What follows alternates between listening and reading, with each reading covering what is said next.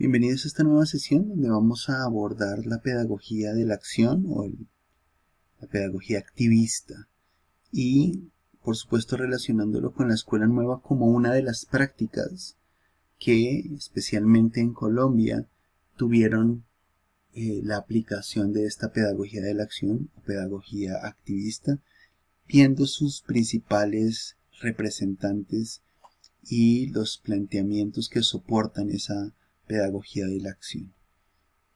Vamos a comenzar diciendo que esa pedagogía de la acción entonces es contraria a la pedagogía tradicional. ¿Por qué?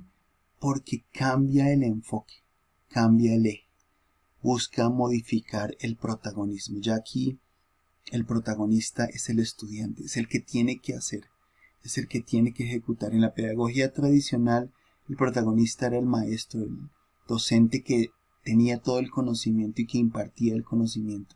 Por eso ya se ha dado toda la vuelta a esa pedagogía tradicional y el enfoque entonces está centrado en el sujeto, en el niño, en el estudiante, y se considera al hecho educativo a partir de la acción y de la actividad. Es decir, es posible aprender en la medida que se haga con aquello que se está aprendiendo, ¿sí? Que se ponga en práctica aquello que se está aprendiendo. Esa es la manera en la cual es posible que se pueda aprender. Y entonces, como corriente pedagógica, es aquella corriente que va a influenciar e incluso va a establecer los fundamentos para que otros planteamientos como el mismo constructivismo y todas las variantes del constructivismo vayan a desarrollarse. ¿Por qué? Porque si lo miramos, en esencia el constructivismo va a tener que ver directamente con esa idea de construir, es decir, de hacer algo con aquello que yo estoy aprendiendo. Entonces, hay unos principios de esa pedagogía de la acción y esos principios entonces tienen varios elementos. Vamos a arrancar ese primer elemento, que es una orientación paidocéntrica, es decir, una orientación sobre el sujeto que está aprendiendo, en el caso inicial del modelo sobre ese niño que está aprendiendo. Y entonces es súper importante reconocer el desarrollo de ese niño, cómo se desarrolla, cuáles son sus potencialidades especiales, cuáles son sus facultades, tanto intelectuales como motoras, como de desarrollo integral. Es decir, que se debe partir del sujeto. La pedagogía de la acción parte del sujeto, de los intereses, de las motivaciones, de aquello que está en el niño. Por eso debe conocerse ese desarrollo del niño. Y tiene una orientación integral y polifacética, es decir, la pedagogía de la acción busca formar no solamente en conocimientos, sino también en la vida social, en las relaciones, en el carácter de ese sujeto que se está formando. Es decir, no es solamente intelectual, es una formación integral de todos los aspectos de la vida del niño. Y se plantea un componente importante de la pedagogía de la acción es la autogestión y la disciplina. Como parte del niño, como parte del sujeto, esa autogestión y esa autodisciplina es fundamental. Es decir, el sujeto es gestor de su propio aprendizaje y por consiguiente tiene que ser tan disciplinado porque es él el que está aprendiendo. Y al ser él el que está aprendiendo, debe desarrollar ese aprendizaje a partir de la acción. Y el componente, hay dos componentes importantes que tienen que ver con la acción, y es la autoactividad y la cooperación. Empezamos por la autoactividad, y es que esa actividad surge del interés del estudiante, surge del niño. Debe permitirse que el niño genere esa autoactividad, pero que es mucho más productiva en la medida que el niño desarrolla esa labor en compañía de otros y establece vínculos de cooperación con esos otros. Es decir, ese trabajo común, ese trabajo con otros va a asegurar que el aprendizaje tenga una mayor afirmación, que quede mayor afirmado en ese sujeto que está aprendiendo. ¿Por qué? Porque esa educación a partir de la cooperación pues va a permitirle al niño esa comprensión de comunidad y de colectividad. Entonces se habla de la escuela nueva como esa idea que surge de la pedagogía de la acción. Inicialmente la historia nos muestra que esa pedagogía de la acción como modelo pedagógico, ¿sí? Busca la experiencia empírica, ¿sí? Busca que el estudiante ejecute con aquello que está aprendiendo. Y entonces se toma como modelo pedagógico la escuela nueva cuando está empezando a desarrollarse esa escuela rural, esa escuela que está lejos de los cascos urbanos, donde están allí apartados, donde no hay muchos maestros, y esa escuela nueva consiste en esa escuela multígrados, es decir, una escuela donde en un mismo salón hay estudiantes de varios niveles, de varios grados, con un solo maestro. Y entonces ese maestro debe trabajar como estimulador y como orientador del aprendizaje.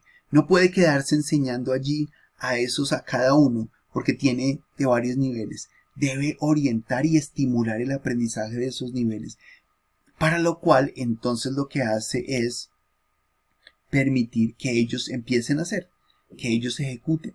Les asigna tareas para que ellos vayan desarrollando y vayan brindando la información o la retroalimentación de aquello que están desarrollando.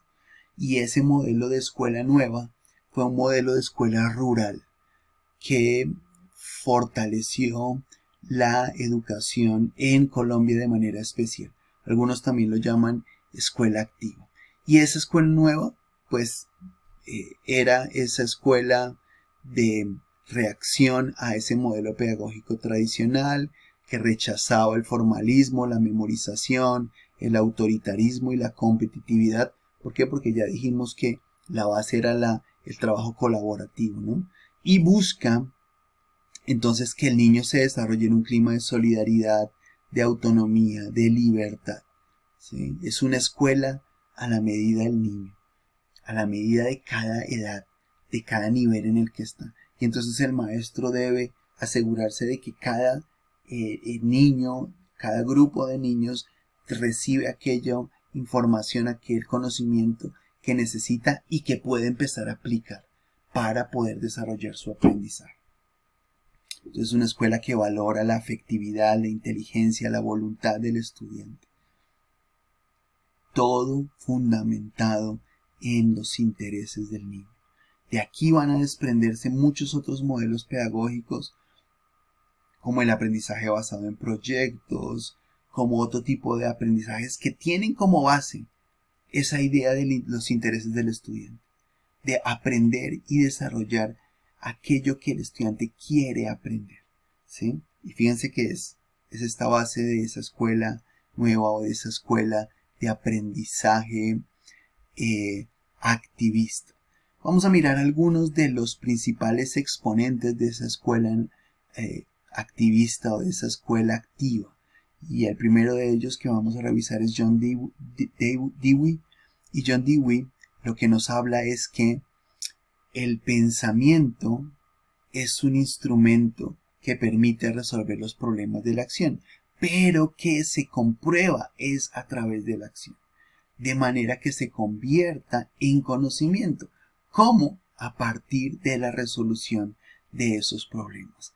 Y para él, entonces, como filósofo, como psicólogo, como pedagogo, considera a la pedagogía desde un punto de vista instrumental, desde un punto de vista pragmático, que enseña por la acción, a partir del interés de los niños.